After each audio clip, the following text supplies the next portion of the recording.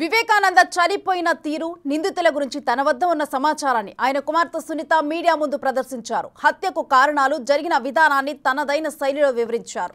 ముందు గుండె నొప్పి అని చెప్పిన వారే తర్వాత హత్య అని అన్నారని తన వద్ద ఉన్న సమాచారాన్ని స్క్రీన్ పైన చూపించారు. ప్రతి అంశాన్ని మీడియాకి సీన్ టు సీన్ వివరించారు Sunitha. I also showed the differences వాళ్ళ వివేకానంద రెడ్డికి అవినాష్ రెడ్డికి మధ్య ఉన్న డిఫరెన్సెస్ కూడా చూపించాను. అప్పట్లో వివేకానంద రెడ్డి గారి పేరు కూడా ఓటర్లో లిస్ట్లోంచి తీశారు. సో బేసికలీ అప్పుడు చెప్పింది వచ్చేసి ఇది వివేకానంద రెడ్డి గారికి ఒకటి వివేకానంద రెడ్డి గారు షర్మిలాకి ఎంపీ సీట్ ఇవ్వమని చెప్పి అడుగుతున్నారు. వివేకానంద రెడ్డి నీడలో నుంచి వీళ్ళు పక్కకు పోలేకున్నారు, వీళ్ళకి సొంతంగా పవర్ రాకుండా ఉంది. సో ఈ రెండింటికి మధ్య నలిగిపోతున్నారు. సో వివేకానంద రెడ్డిని తీసేస్తే షర్మిలాకు కూడా సపోర్ట్ ఉండదు, ప్లస్ ఆయనకి ఇచ్చే మర్యాద అంతా వీళ్ళకి దక్కుతుంది. ఈ లైన్లో ఆలోచిస్తుండొచ్చు అన్న అనుమానం రేస్ చేశాను. దస్తగిరి అనే వ్యక్తి కావచ్చు, అదేవిధంగా A2 సునీల్ యాదవ్ అనే వ్యక్తి కావచ్చు, పెద్దగా మేము ఐడెంటిఫై చేసే వ్యక్తులు కూడా కాదు వీళ్ళు. ఎక్సెప్ట్ ఈ 2 ఇయర్స్గా పేపర్లలో టీవీల్లో పెద్దగా రావడం వలన వీళ్ళని ఐడెంటిఫై చేయగలుగుతూ ఉన్నాం తప్ప అదర్వైజ్ వీళ్ళని ఐడెంటిఫై చేసే పరిస్థితి కూడా లేదు.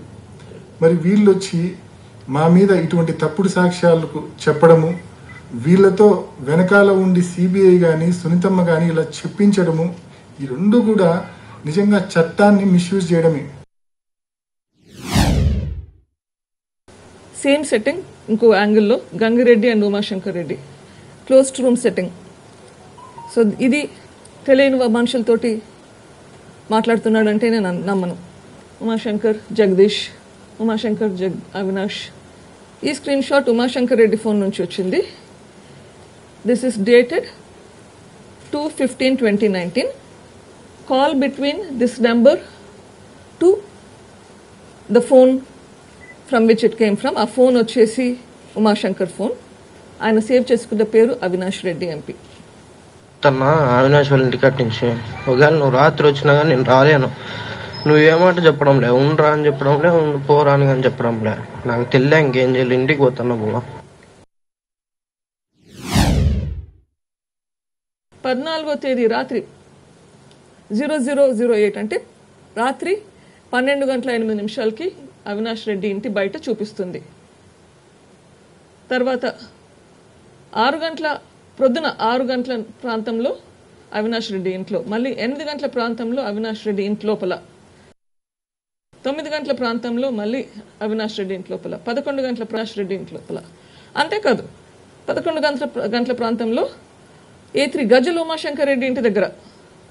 సో అది కూడా చెప్తుంది. మళ్ళీ 12:46 అప్పుడు అవినాష్ ఇంట్లో, మళ్ళీ తర్వాత ఆయన ఇంటికి వెళ్ళాడు, హిస్ ఓనర్ రెసిడెన్స్, తర్వాత అవినాష్ ఇంట్లో. ఆ రోజు రాత్రి ఎక్కడైతే ఉన్నారో అక్కడ ఉన్నారు.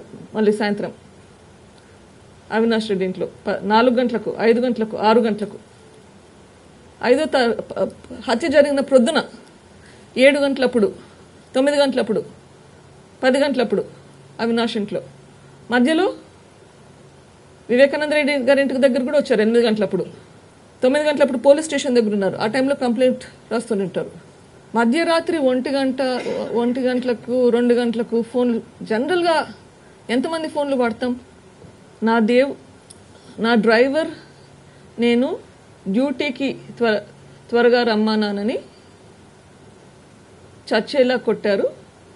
ఈ లెటర్ రాసేకి చాలా కష్టపడ్డాను.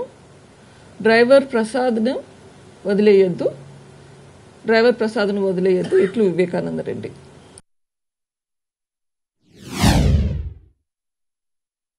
మూడు 3200 కిలోమీటర్లు తిరిగినప్పుడు మీకు ఇది గుర్తు రాలేదా? రాజశేఖర రెడ్డి గారు తనని బయటకు రానివ్వరు అని ఇప్పుడు గుర్తొచ్చిందా? ఎలక్షన్లలో ఇంతకుముందు క్యాంపెయిన్ చేసినప్పుడు గుర్తు రాలేదా? ఇప్పుడే గుర్తొచ్చారా? రాజారెడ్డి గారు చనిపోయినప్పుడు క్షమించాలి అన్నారు. Yes, that's the right thing to do. నేను ఎవరిని క్షమించాలి? చేసిన వాళ్ళనా, చేయించిన వాళ్ళనా?